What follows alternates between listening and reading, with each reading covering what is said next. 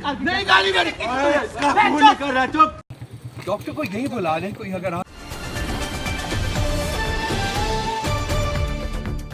बिस्मिल्लाहिर्रहमानिर्रहीम। नाज़रीन अस्सलाम वालेकुम। मैं हूं आपका मेज़बान साबिर शाकिर। वफाकी दारुल हुकूमत इस्लामाबाद से कुछ ताज़ा तरीन इत्तलाआत और अहम खबरें आपसे शेयर करते हैं। पाकिस्तान के हालात वाक़या, सियासी सूरत-ए-हाल इंतहाई दिगरगूं और हम पूरी दुनिया में ज़लीलो ख्वार हो रहे हैं। और ज़लीलो ख्वार कोई और नहीं कर रहा, कोई बैरूनी अनासिर हमें ज़लीलो ख्वार नहीं कर रहे, बल्कि अपने अंदर सिस्टम के अंदर बैठे हुए कुछ माफियाज हैं, वो पाकिस्तान को इस वक्त रुस्वा कर रहे हैं और पूरी दुनिया में कर रहे हैं। और उनके गैर आइनी, गैर कानूनी, गैर जमहूरी इक़दामात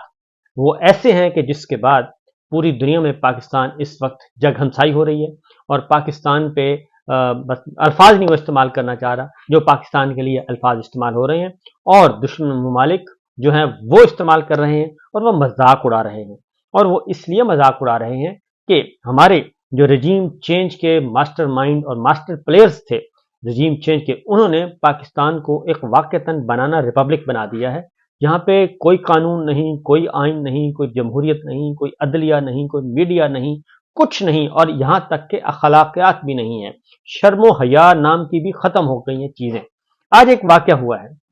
और वो है रऊफ़ हसन साहब। इंतहाई पढ़े लिखे सुलझे हुए इंसान हैं और उनका कसूर ये है कि वो सच बोलते हैं, सच्ची बात करते हैं और बड़े जारहाना और क्लैरिटी के साथ अपनी बात करते हैं। और उनकी गुफ्तगू में इतनी क्लैरिटी है कि आम आदमी भी समझ जाता है और ख़ास तक भी मैसेज चला जाता है। उनकी गुफ्तगू से, उनकी क्लैरिटी के साथ, उनके जो आइडियाज़ हैं, उनके व्यूज़ हैं, उनके नज़रियात हैं, उनका नैरेटिव है, बड़ा क्लियर होता है। और वो टफ टाइम दे रहे थे सबको, और अपने मुखालफिन को भी, और आइन शिकनों को, जमहूरियत शिकनों को, कानून शिकनों को, उन सबको वो एक टफ टाइम दे रहे थे और अपनी बात कर रहे थे। आज उन पर कातिलाना हमला हुआ है और कातिलाना हमला भी बड़ा ही बेहुदा तरीका इस्तेमाल किया गया। और उसमें वो जाते हैं एक टेलीविजन चैनल GNN पे, वहां पे जाके अपना प्रोग्राम रिकॉर्ड करवाते हैं, वहां से बाहर निकलते हैं तो ख्वाजा सरा के रूप में हमलावर खड़े होते हैं और वो उनको एंगेज करता, पहले उनमें से एक एंगेज करता है। एक एंगेज करने के बाद उसके बाद 3 और आ जाते हैं। एक ने चादर लपेटी हुई है, उसके हाथ पे ब्लेड है जो कि नजर बाद में पता चला कि वो गिरा। वो फिर तीनों चारों हमलावर होते हैं और उन पे झपटते हैं और बड़े ही तरीके से, और वो खाली हाथ हैं, उनके साथ कोई सिक्योरिटी गार्ड नहीं, कोई निहत्ते हैं, आराम से उतरते हैं, गाड़ी की तरफ जा रहे हैं, गाड़ी में बैठते हैं, बैठना है उन्होंने, खुद ही ड्राइव करनी है और जाना है। लेकिन उसके बाद उन पे हमला होता है और उसके बाद वो बड़ी मुश्किल से, और कुछ और लोग आ जाते हैं और कोई फुटेज भी बना रहा होता है, और कुछ और लोग आते हैं, बीच बचाव करवाते हैं और फिर निकलते हैं। इस दौरान वो जख्मी हो चुके हैं। लेकिन हुआ ये कि ये बाकायदा तौर पे एक तो कातिलाना हमला, इसमें नजर आ रहा है कि वो कातिलाना हमला, क्योंकि जो बाकायदा तौर पे बाद में जो फुटेजेस देखी गई, CCTV फुटेज देखी, वो देखी तो वो जो चादर ओढ़े बंदा है उसकी चादर गिर जाती है और शायद उसी वक्त उसका जो ब्लेड है वो भी गिर जाता है। और उसके बाद फिर वो वहां से रफू चक्कर होते हैं। उनको डॉक्टर शाहिद मसूद साहब रऊफ हसन साहब को लेते हैं और वो वापस GNN TV पे अंदर दफ्तर पे चले जाते हैं। G7 का ये इलाका है और वहां से फिर फोन किया जाता है, हॉस्पिटल पहुंचते हैं और इसके साथ साथ फिर उनके ये जख्म आता है बहुत गहरा। और जो डॉक्टर्स बताते हैं, और डॉक्टर्स ने भी बताया, बैरिस्टर गौहर ने भी बताया कि उनकी शाहराह जो है वो बमुश्किल आधा इंच जो है वो बची है, और हाफ इंच का उन्होंने बताया कि इतना ही फासला था कि शाहराह तक वो हमला हो जाता। और उसके बाद क्या होता हमें मालूम है। तो सूरत हाल क्या है, गला काटने की क्या मैसेज क्या दिया जा रहा है? मैसेज ये दिया जा रहा है कि हक और सच बोलने की इजाजत नहीं है, और आपने सच्ची बात नहीं करनी, और हम जो कुछ किए जा रहे हैं उसके खिलाफ आप बात नहीं करेंगे और हमारी ताबेदारी करेंगे। और जो सिस्टम इस वक्त एक जाहिराना और जाबिराना और फिस्तायत वाला निज़ाम मुसल्लत है उसकी ताबेदारी करें। अब आते हैं जी,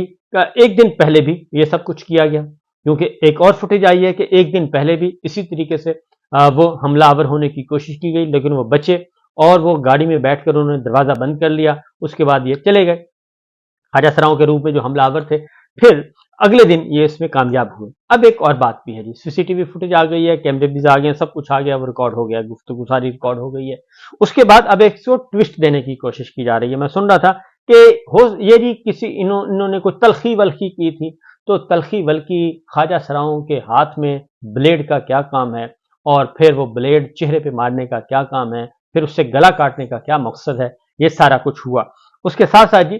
ایک اور بھی جو اس میں مماثلت ہے، سمیع ابراہیم صاحب ہیں۔ سمیع ابراہیم صاحب کے ساتھ بھی کچھ عرصہ پہلے، چند مہینے پہلے، وہ جب بولڈ ٹی وی کے دفتر سے باہر نکل رہے تھے تو ان پر بھی اسی طریقے سے خواجہ سراؤں کے روپ میں حملہ کیا گیا تھا، اور وہ آئے تھے، لیکن چونکہ وہ جلدی بھانپ گئے اور بچت ہو گئی، اور وہ وہاں سے واپس اپنے دفتر کی طرف چلے گئے، کیونکہ وہ اسی دفتر میں بولڈ ٹی وی کے ہی وہ ایم ڈی تھے، تو وہاں چلے گئے، اور اس کے بعد پھر آج تک نہیں پتا چل سکا کہ ہوا کیا ہے۔ تو یہ سچویشن کیوں ہے، یہ صورتحال بڑی حد تک اس میں جتنی مذمت کی جائے کم ہے، اور وہ لکھاری ہیں، سب کچھ ہیں، اور وہ ایک سافٹ سپوکن ہیں، اپنی بات کرتے ہیں، کبھی کسی کرمنل ایکٹیویٹی میں انوالو نہیں ہوئے، اور 9 مئی جیسے مقدمے میں بھی وہ محفوظ رہے۔ تو یہ ساری باتیں کی جا رہی ہیں، اور پاکستان تحریک انصاف کے وہ سیکرٹری جنرل ہیں، مرکزی سیکرٹری اطلاعات ہیں، اور ترجمان ہیں عمران خان صاحب کے، بات کو وہ سمجھتے ہیں، بیان کرتے ہیں، اور وہ کسی قسم کا کوئی کمپرومائز نہیں کر رہے۔ تو ان کی آواز کو دبانے کی کوشش کی گئی۔ اس سے پہلے شاعر فرحاد جو ہیں ان کو اغوا کیا ہوا ہے، ان کو اٹھایا ہوا ہے، وہ معاملہ ابھی ہائی کورٹ میں چل رہا ہے، وہ ابھی تک بازیاب نہیں ہو رہے، ان پر یہ حملہ کیا جا رہا ہے۔ تو صورتحال اس کے ساتھ ساتھ ایک اور بھی بتا دوں کہ عدلیہ اب یہ ساری جو فسطائیت والے کام ہیں وہ تسلیم کرنے کے لیے تیار نہیں ہے۔ ججز کھل کر بیان کر رہے ہیں کہ کس طریقے سے آئی ایس آئی کے جو سیکٹر کمانڈر جو ہیں وہ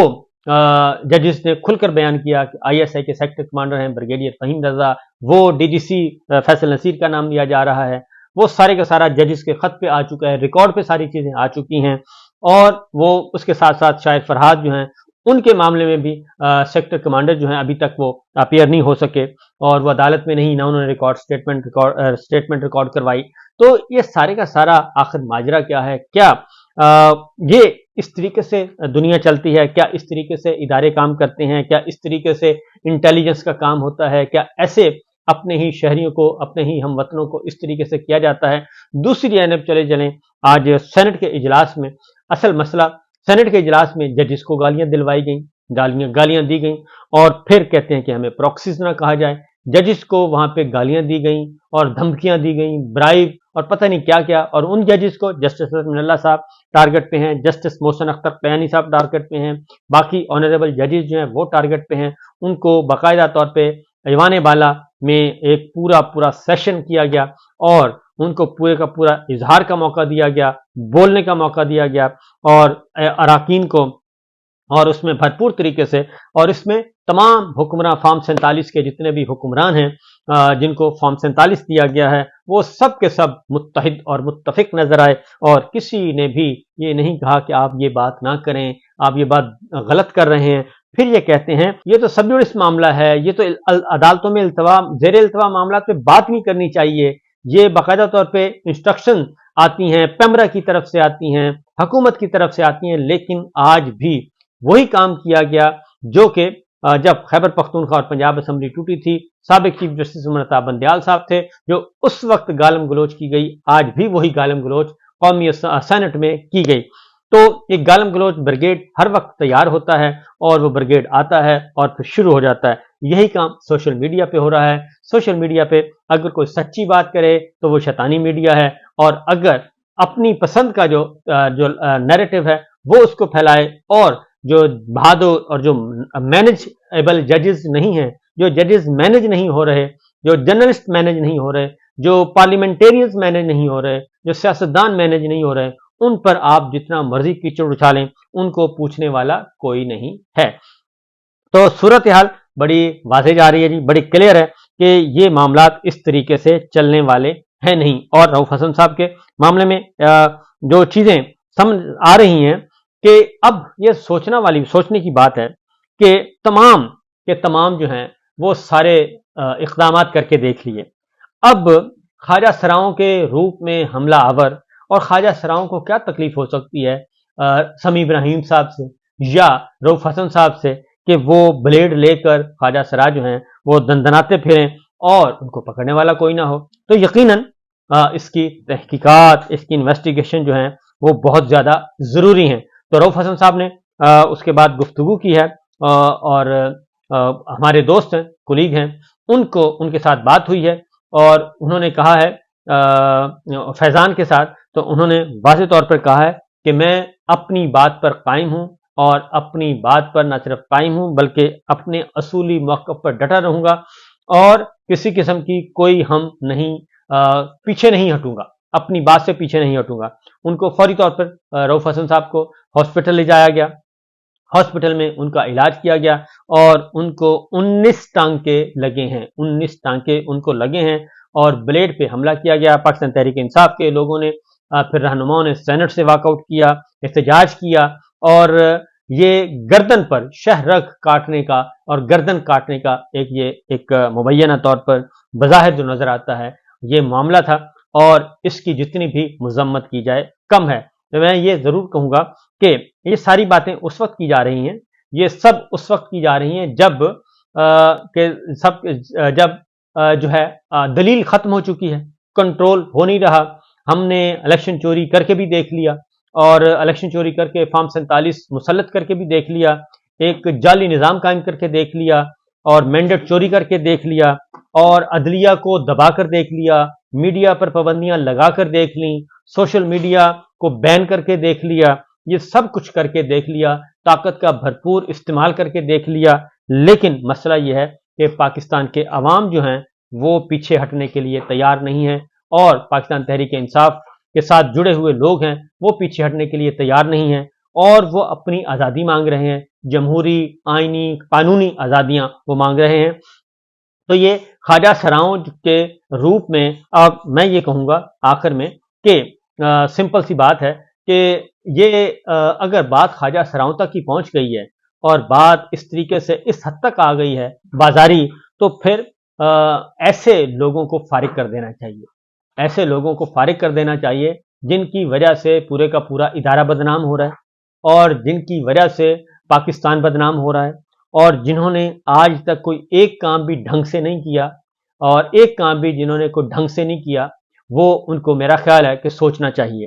اور پاکستان کو بچائیں، ادارے کو بچائیں۔ اور یہ شخصیات آتی جاتی رہتی ہیں، شخصیات کو فارغ کریں۔ اگر واقعتاً آپ سیلف اکاؤنٹیبلٹی اور انٹرنل اکاؤنٹیبلٹی پہ یقین رکھتے ہیں تو پھر ایسے لوگوں سے جان چھڑوائیں، کیونکہ